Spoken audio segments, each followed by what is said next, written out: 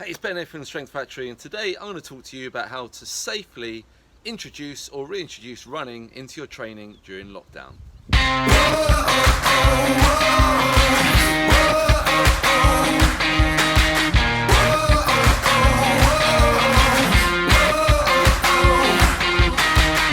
So for a lot of you guys who are going to be watching this, most of you are mountain bikers, although there's more and more different people watching these days.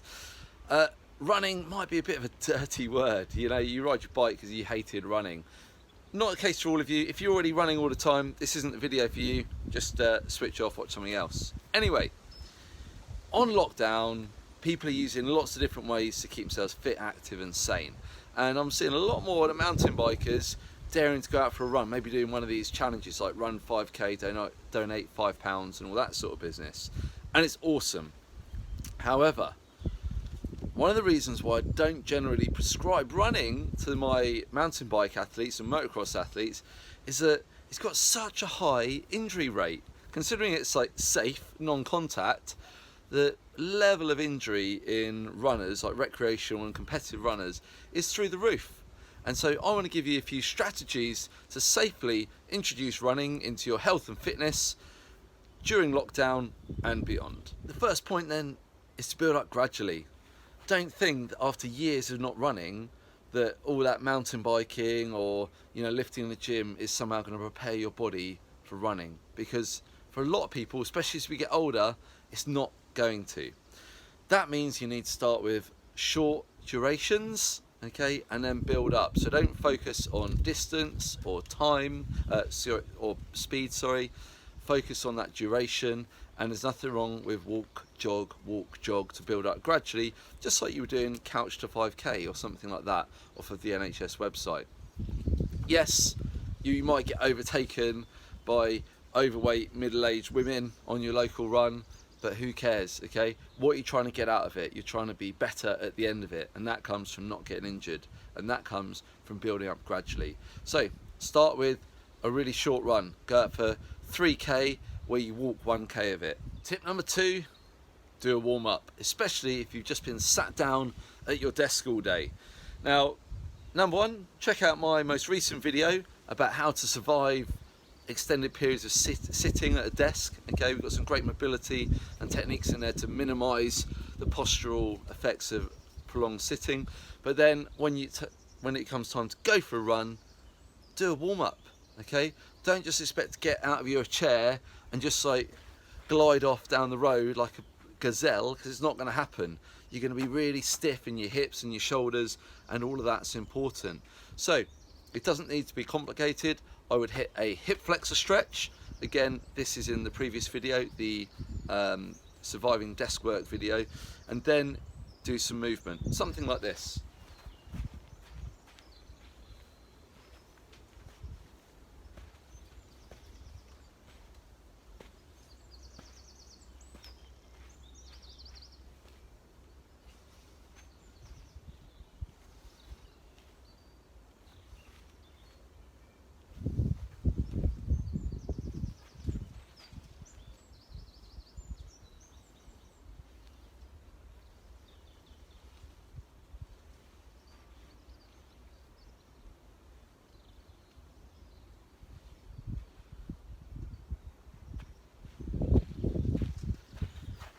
So it's really simple. Hit that couch stretch, get the hip flexors open, do some step overs, get some rear lunges, draw the arms back, keeping the stomach tight. This is helping to open the posture as well as the hips, and then it's going to wake up that single leg balance as well. Tip 3, ditch headphones. Sorry.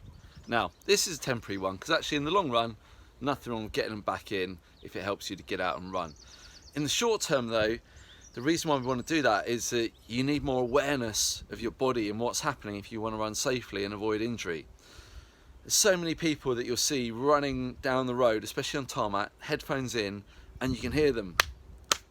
Road slappers, I call them, okay? Don't be a road slapper. When you're running, you need to be nearly silent, okay?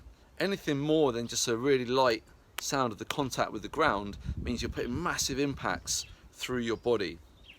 And that is what ultimately leads to angry, like knees, hips, sometimes ankles, maybe even lower back as well. So get the headphones out and be aware of what your body is doing.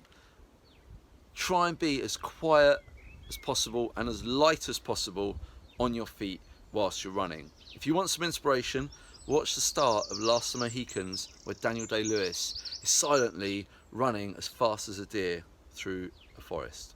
Tip number 4 is the only slightly technical one that I'm going to give you for running technique. In case you don't know, I actually used to coach barefoot running. I've done barefoot running courses, and I used to be quite handy at it, to be honest. I don't run much anymore, but the principles still apply. This one is that we want your feet to be landing under your body. Okay, now what we see is a lot of people doing this.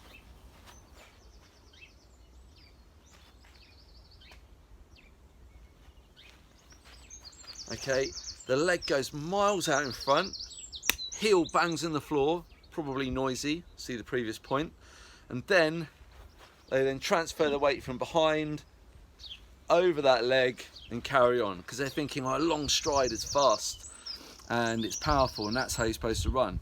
It's not the case.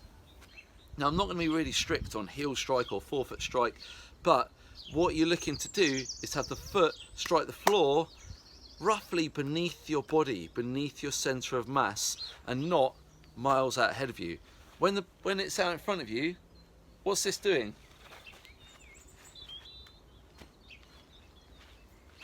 It's a braking force. Imagine you're running along and you want to stop. What do?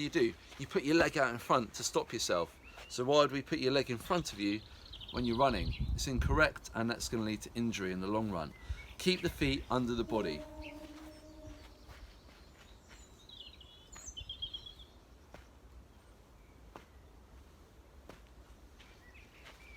Okay, a really simple demonstration there, but even when you're running fast, you should be able to keep the feet striking the floor roughly under or ever so slightly in front of the body.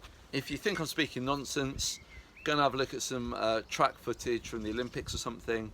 None of them are sticking their legs out front. They all contact the ground beneath them, and the power comes from putting the hip through extension behind their body. Tip number 5, be like Forrest Gump. Yeah, you all seen him? His crazy upright posture. Well, as you know, I'm all about posture and trying to improve that, because it improves all aspects of your life and your physical performance. And we're all just getting this horrendous phone posture, and it's ruining all of that. So we need to get rid of it. So when we go for a run, be tall. Open the shoulders up. Draw the chin in. Lengthen the back of the neck, so you're nice and tall, okay? We don't want to be running all like hunched over like this, because then your training is then reinforcing the bad habits in your everyday life, which is a total opposite of what training is for. Training is about creating good habits, about making you better, okay? It's not just about burning some calories and saying you did it on Instagram. It's nonsense, okay? So when you go for a run, be tall, open, draw the chin in, long neck, and then you can run along there like Forrest Gump. That doesn't mean stiff. You can still be nice and relaxed, okay, but tall and upright like Forrest Gump. And the great benefit there is that's really going to help your breathing as well. So there you go, basic introduction to getting running safely. Okay, it doesn't need to be more complicated. It doesn't need to be crazy hard. Just start steady, build up gradually, play the long game like always, and let me know how you get on. Is there something I've missed out? Is there a question that you've got about anything I've said today? Then let me know in the comments, and I'll promise to get back to you. I'll be back soon with more training content for lockdown and also for just general action sports performance.